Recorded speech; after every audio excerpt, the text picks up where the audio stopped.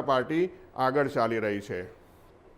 બારડોલી લોકસભા બેઠકની મતગણતરીની પ્રક્રિયા સોમવારે આર્ટ્સ એન્ડ કોમર્સ ખાતે યોજાનાર છે। હાલ આપણે આર્ટ્સ એન્ડ કોમર્સ ખાતે ઉપસ્થિત છે। આપ જોઈ શકો છો કે 8 કલાકથી આ મતગણતરી પ્રક્રિયા જે સ્થાન પર થનાર છે તે સ્થાન પર હાલ પોલીસ ચુસ્ત બંદોબસ્ત સુરક્ષાના પગલે ગોઠવી દેવામાં આવ્યો છે।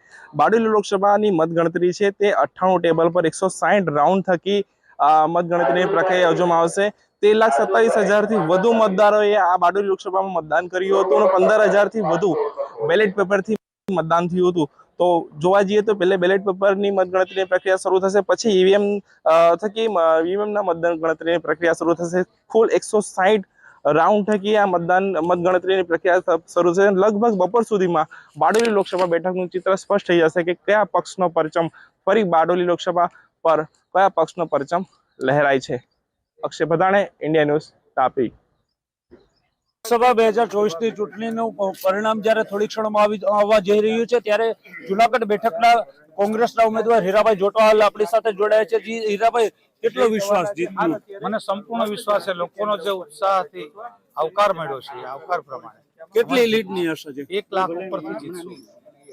ચોક્કસથી કહી શકાય કે જે હીરાભાઈ જોટવાએ 1 લાખથી વધારે જીતની આશા વ્યક્ત કરી છે ત્યારે આવનારા સમયની અંદર શું પરિણામ હશે તે જોવું રહ્યું। ભાવિક જોશી, ઇન્ડિયા ન્યૂઝ, જુનાગઢ।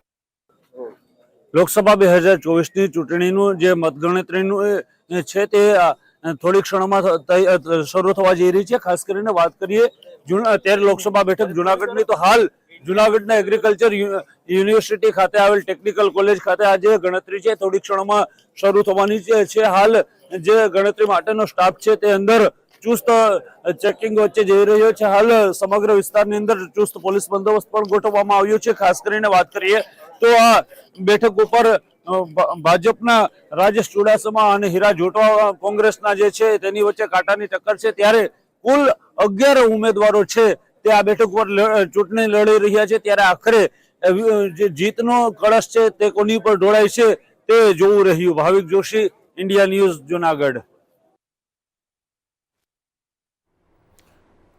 તો